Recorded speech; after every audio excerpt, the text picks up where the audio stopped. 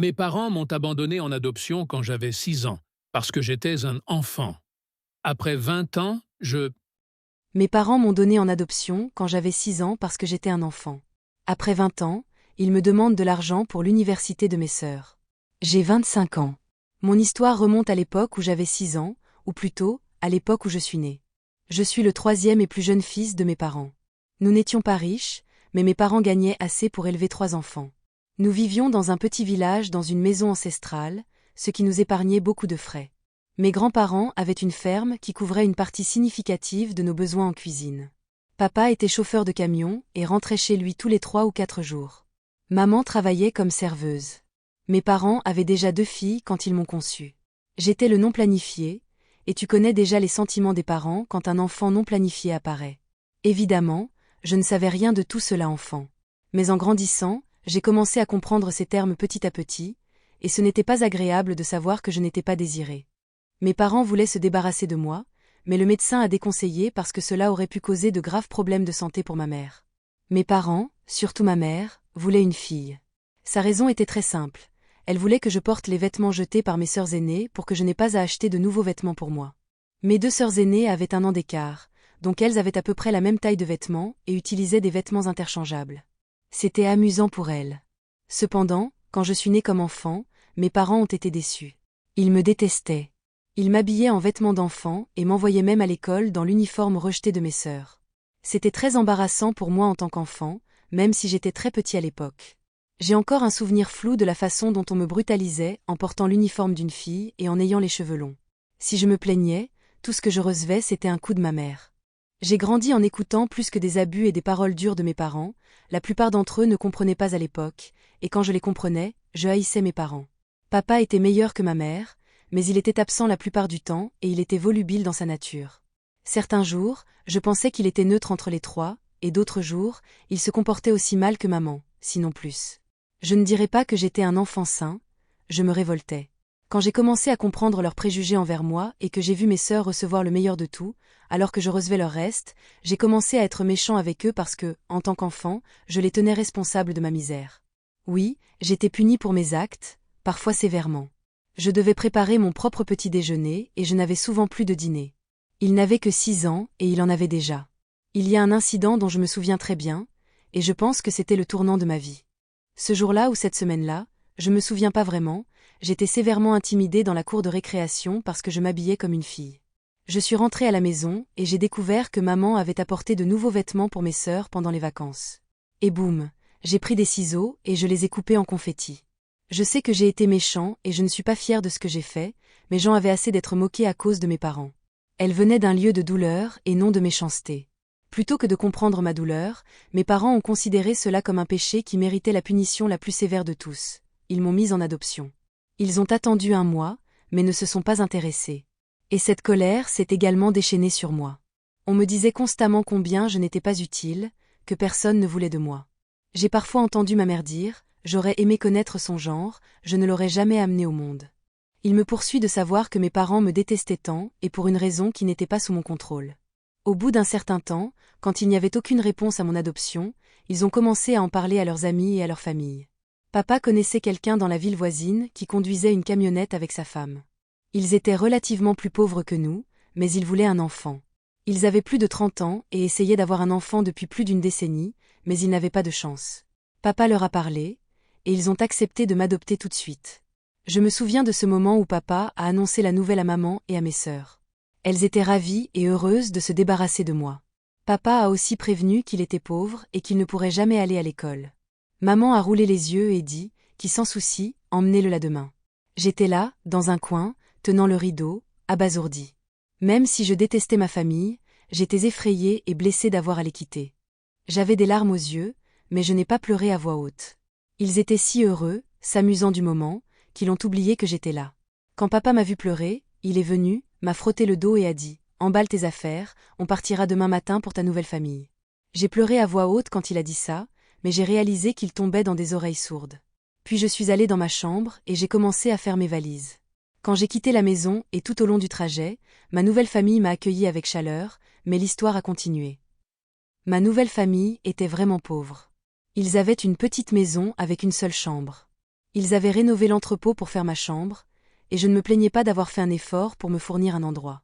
Je n'avais jamais eu ma propre chambre ou un lit, mes sœurs avaient un lit, et moi, elles me mettaient dans un coin de leur chambre avec un petit placard pour mes affaires. Cette chambre était comparativement plus petite qu'avant, mais elle était accueillante. Mes nouveaux parents, Marie et John, étaient chaleureux et affectueux, mais je venais d'un foyer dérangé. Je n'avais jamais connu cet amour. Oui, je voyais mes parents montrer leur amour à mes sœurs, mais jamais à moi. Je doutais des intentions de mes nouveaux parents et prenais leur amour pour temporaire. J'ai essayé de ne pas m'attacher à eux parce que j'avais peur d'être expulsée aussi. Tu sais, traumatisme infantile. Il m'a fallu plusieurs mois pour réaliser qu'ils m'aimaient vraiment et qu'ils ne faisaient pas semblant. Je ne suis pas allée à l'école cette année-là parce que j'ai déménagé à la mi-année. Mais mes nouveaux parents ont promis de me conduire à l'école l'année prochaine. J'ai vu comment ils travaillaient dur pour économiser de l'argent et tenir cette promesse.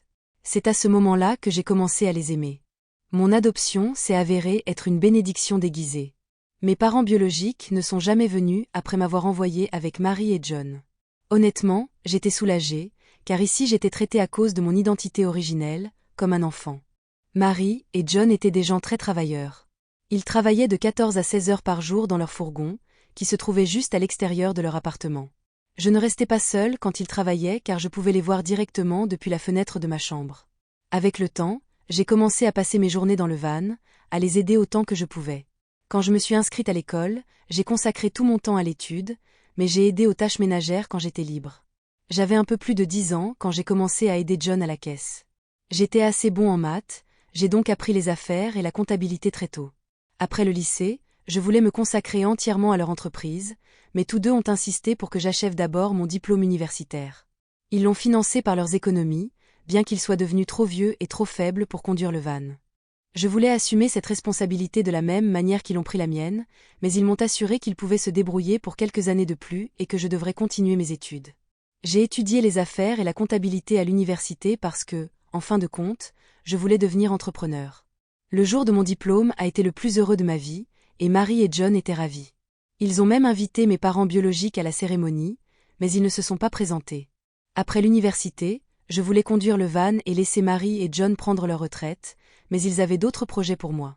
Ils avaient accumulé des économies considérables et me les ont données. Il était dépassé par son geste. Ils ont dit qu'ils pouvaient survivre seuls quelques années de plus, mais ils ne voulaient pas m'impliquer dans ce travail. Ils m'ont donné l'argent pour démarrer ma propre affaire. Je ne voulais pas gaspiller leur argent à l'aveugle, alors j'ai utilisé mes compétences commerciales. J'ai cherché un petit restaurant local dans un bon endroit qui luttait contre les ventes. Je l'ai proposé au propriétaire pour le louer selon un modèle de partage des bénéfices. Après plusieurs refus, j'en ai obtenu un. Je l'ai commencé en partant de zéro, j'ai rénové l'endroit et le menu selon les goûts des millénials et de la génération Z, et j'ai offert les meilleurs services aux clients. Les ventes ont explosé en un an et j'ai fait 2 fois plus de bénéfices. 4 ans plus tard, j'ai maintenant 3 cafés en ville qui fonctionnent bien. J'ai amélioré la maison de Marie et John dans un meilleur appartement et j'ai trouvé un petit endroit pour moi. Je vivais avec eux jusqu'à maintenant. Je leur ai demandé de se débarrasser de leur camion alimentaire et de profiter de leur retraite, mais ils ont insisté pour continuer avec lui, à leur joie. Quand je suis sortie de chez moi avec ma valise, je n'aurais jamais imaginé que je deviendrais un diplômé universitaire, mais ici je suis, à la tête de chaîne de restaurants en ville. Jusqu'au mois dernier, tout allait bien. C'était une journée normale de travail. J'étais occupée à la caisse dans l'un des restaurants quand j'ai vu un visage de famille. J'avais l'impression de voir un fantôme. C'était mon père biologique. Je le voyais après presque 2 décennies. Il avait l'air pâle et faible. Il traversa le magasin avec un large sourire et m'embrassa. Il y avait des clients dans le magasin, donc je n'ai rien dit et je l'ai emmené dans un coin. Son visage a ramené tous les souvenirs déchirants de mon enfance. Je n'aurais pas pu écrire autant de détails sur mon passé s'il n'avait pas réapparu dans ma vie. Il a dit qu'il était si heureux et fier de me voir réussir dans la vie. Je ne savais pas quoi dire, je suis restée là sans réaction. Il a dit qu'il était de passage et qu'il avait rencontré John, qui lui avait parlé de ma réussite. Il a dit qu'il amènerait maman le week-end. Je n'ai rien dit et il est parti peu après. Après avoir fini ma journée, je suis allée voir John et lui ai dit que je ne voulais pas rencontrer mes parents biologiques, qui m'ont déshérité parce que j'étais gamin. Ils connaissaient mon enfance angoissante. Je voulais m'enfuir et me cacher quelque part durant le week-end, mais Marie a insisté pour que je pardonne à mes parents et continue d'avancer. J'ai accepté de les rencontrer, à condition que Marie et John soient présentes avec moi. Mes parents biologiques sont arrivés chez John. Je croyais qu'ils s'excuseraient pour ce qu'ils m'ont fait, mais aucun regret. Au lieu de cela, ils ont compté les faveurs qu'ils m'avaient accordées. Maman a dit qu'elle devrait être reconnaissante envers eux de m'avoir trouvé des parents si bons qu'ils m'ont élevé pour réussir. J'ai été surpris d'entendre ça. Je voulais lui rendre, mais Marie m'a saisi la main, me disant de me calmer. J'ai dit diplomatiquement que je suis bénie d'avoir John et Marie comme mes parents. Je peux décrire la réunion comme embarrassante pour moi. Le lendemain, j'ai reçu un appel de ma mère. Je n'ai pas reconnu sa voix. Comment pourrait-elle? C'était la première fois qu'il m'appelait depuis 20 ans. C'était une demande d'argent. Il a dit que papa avait perdu son emploi régulier et qu'il travaillait sous contrat depuis des années. Elle avait aussi perdu son emploi parce qu'apparemment aucun restaurant n'a besoin d'une serveuse de 50 ans. Il leur était difficile de joindre les deux bouts. Je lui ai demandé combien il avait besoin, et il a dit qu'avec 2000 $ ce serait suffisant. Elle avait emprunté cet argent à ses amis pour acheter de la nourriture chez elle ces derniers mois, et maintenant ses amis lui demandaient de l'argent à nouveau, et elle n'avait rien. J'ai raccroché l'appel en disant que je réfléchirais et rappellerais. Maintenant le problème est que, même si je les déteste, je me sens mal parce que les gens les chassent pour leur argent. Parfois, j'ai l'impression qu'ils m'exploitent juste. Mais et si vous aviez vraiment besoin d'aide? Je me sentirais mal de vous laisser passer par la honte, même si j'ai l'argent. Mise à jour 1, merci pour tous vos commentaires et compliments. J'ai reçu des réactions mitigées de gens quand il s'agissait d'aider ma mère avec 2000 $. J'en ai discuté avec Marie et John. Marie était contente qu'elle envisage d'aider mes parents, mais elle m'a aussi prévenu de faire attention.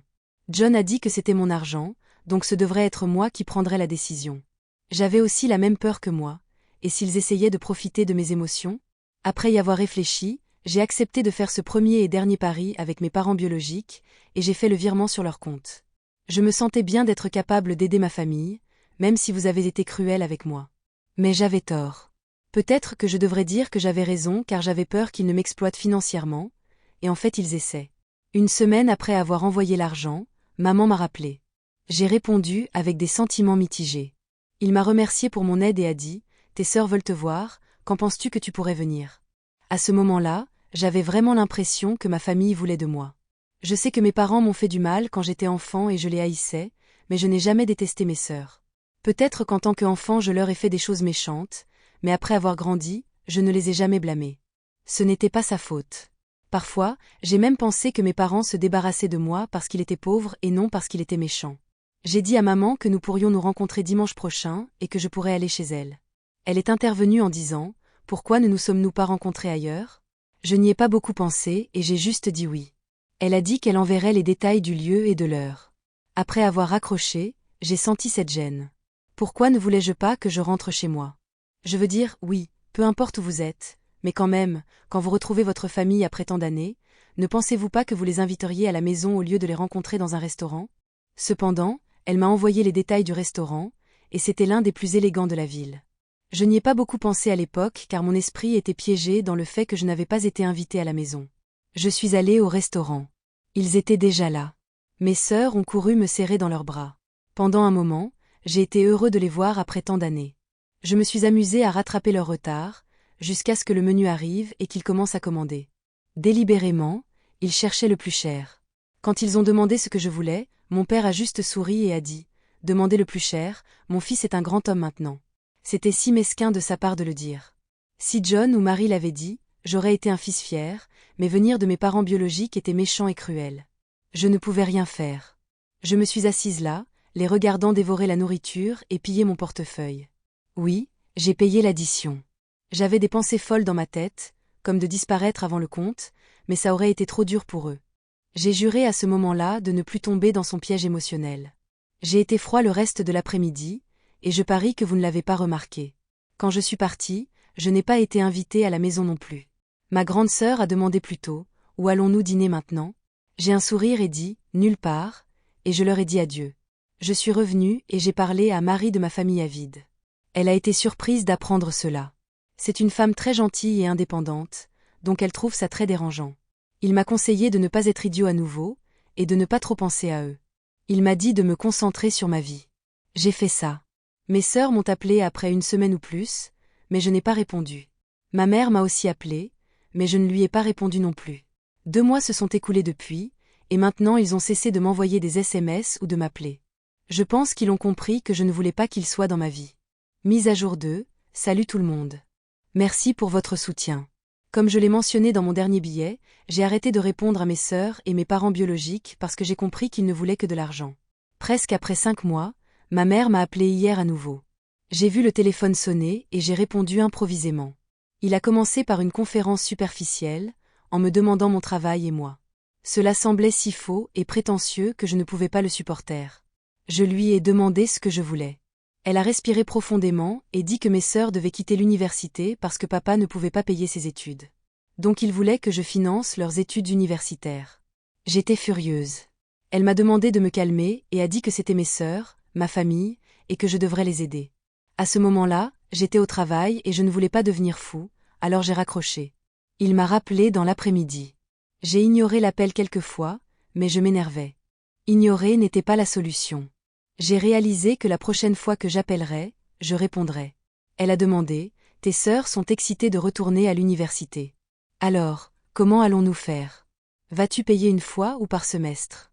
Je te suggère de transférer tout le montant à moi et je paierai l'école avant chaque semestre. Tu n'as pas à te compliquer. » J'ai dit, « Attends un moment, je ne ferai aucun paiement. » Elle était si surprise qu'elle ne s'attendait pas à ce que « non » soit une réponse. Il a demandé, « Que voulez-vous dire par lequel vous ne voulez pas payer? » C'est bien, aussi nous pouvons le gérer en quota. J'ai répété, je ne veux pas payer du tout.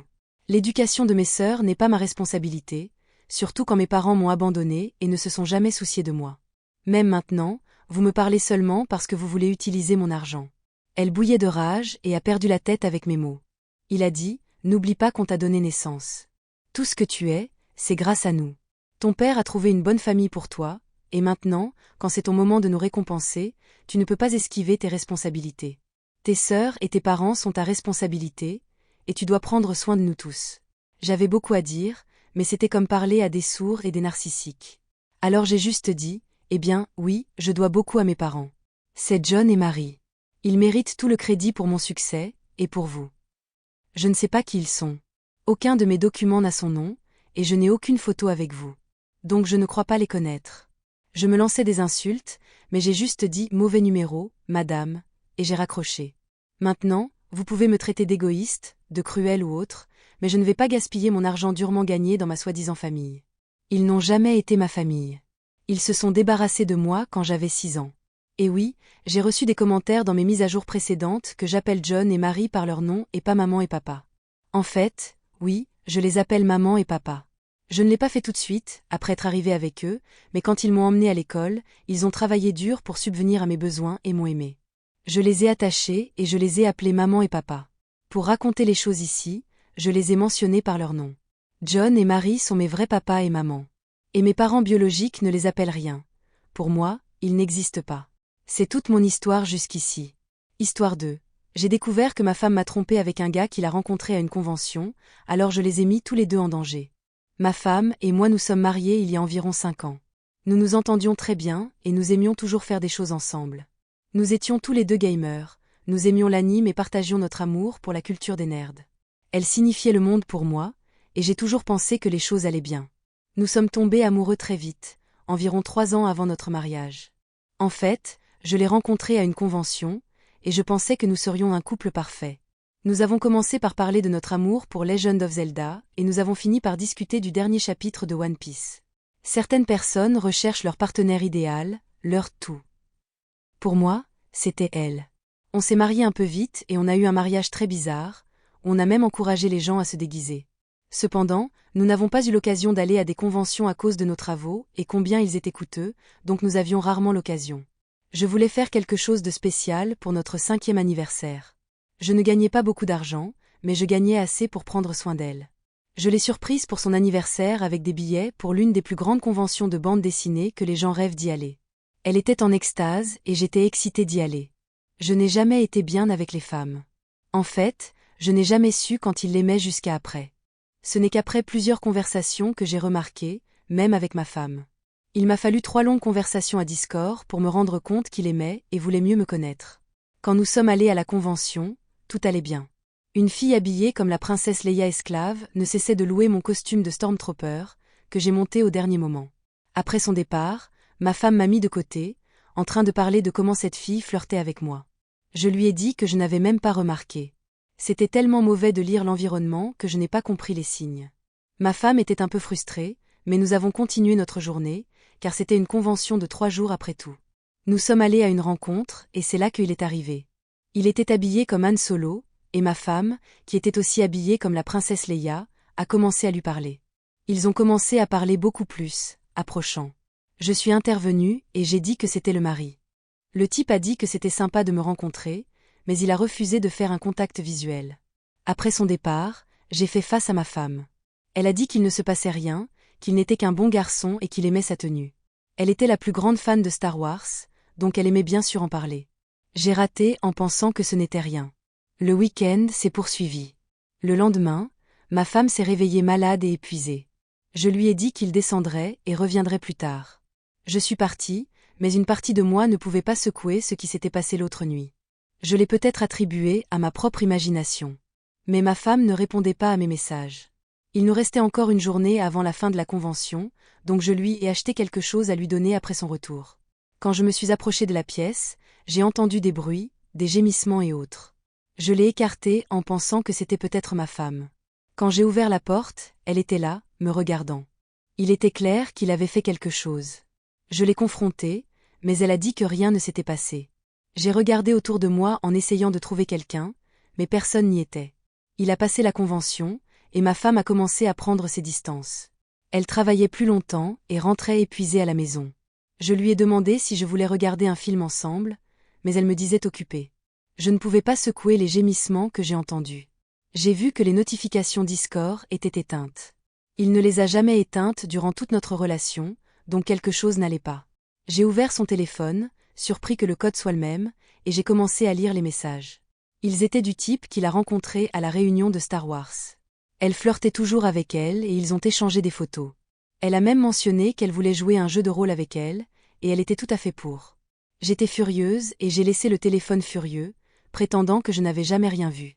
Ma femme m'a demandé s'il se passait quelque chose, et j'ai menti en disant que j'allais bien. Mais ce n'était pas bien. J'ai étudié comment divorcer. Ce serait assez difficile parce que je voulais l'humilier et lui montrer que je savais tout. Je lui ai parlé d'une autre convention et comment elle ne pourrait pas y assister, mais elle pourrait y aller. Ses yeux se sont légèrement éclairés, même si nous ne serions pas ensemble. C'était mon partenaire, quelqu'un avec qui je voulais être pour toujours, mais j'avais simplement trahi. C'était un coup à l'estomac, mais je ne pouvais pas la laisser savoir. Le jour de la convention, j'ai suivi mon plan. J'ai enquêté sur ce type, et il travaillait en fait assez près. Je suis allée à la convention et je les ai trouvés, bien sûr, juste en face de leurs acteurs vocaux préférés. C'est là que mon plan est en jeu. Je les ai regardés faire la queue et je me suis cachée derrière eux. Je portais un masque pour cacher mon visage, mais je les regardais comme un faucon. Quand ils ont approché l'acteur vocal, il lui a demandé comment il allait. Elle a poussé l'homme plus près et a dit qu'il passait une journée. Ils ont partagé un baiser, et c'est là que j'ai joué. Je me suis mis juste entre eux. J'ai enlevé le masque et j'ai regardé ma femme. Elle lâcha sa main et me regarda, me demandant ce que je faisais. Je me suis disputée avec elle, lui disant que je l'avais attrapée avec lui et que j'avais trompé. Elle a dit que ce n'était pas vrai, mais j'ai sorti les messages de Discord et je les ai mis sur la table. Les autres assistants ont regardé avec surprise que je fasse une chose pareille. Mais je ne voulais pas laisser passer.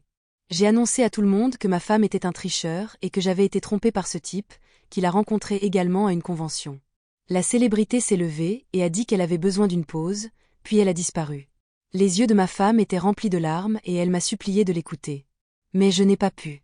Je lui ai dit qu'elle m'avait menti en disant qu'elle allait seule. Je lui ai dit que je savais qu'ils s'étaient rencontrés, sur les nuits tardives au bureau, et sur les jeux avec les filles. Un jour, je les ai appelés et demandé. Ils ont dit qu'ils n'avaient rien entendu au sujet d'une nuit de jeu, parce qu'il était occupé à se préparer pour les vacances. Ma femme est restée là honteuse. Il m'a dit qu'il voulait une relation ouverte et qu'il avait pensé me demander. Je lui ai dit que je ne voulais pas entendre ça. J'étais également contrariée parce que j'étais intervenue de cette manière. Cependant, je savais que j'avais merdé. On est rentré, j'ai ramassé mes affaires et je suis restée à l'hôtel. J'ai emballé tous mes effets personnels et contacté un avocat afin que nous puissions avoir les papiers prêts pour le divorce. Elle a essayé de me convaincre de rester et que nous devrions avoir une relation ouverte. Elle a essayé de me dire que je pourrais coucher avec d'autres femmes, et elle pourrait coucher avec des hommes. Je n'ai jamais voulu ça. Je l'aimais. Elle était mon amour aussi, mon tout. Mes actions ont une traction, quelqu'un m'a filmé humiliant ma femme et l'a montré partout sur les réseaux sociaux. J'ai divorcé et j'ai eu la maison et tout ce que nous avons. Cependant, je l'ai vendu parce que je ne voulais pas me souvenir des douloureux souvenirs du temps que nous partageons ensemble. Je ne sais pas ce qui est arrivé à ma femme. Le monde geek savait tout ça, et c'était un gros scandale sur Twitter et ailleurs pendant un moment. Finalement, son patron l'a appris, et je ne suis pas sûre qu'elle ait perdu le travail ou non. Franchement, je m'en fous. Ma quête de l'amour continue, mais pas avec une femme infidèle comme elle.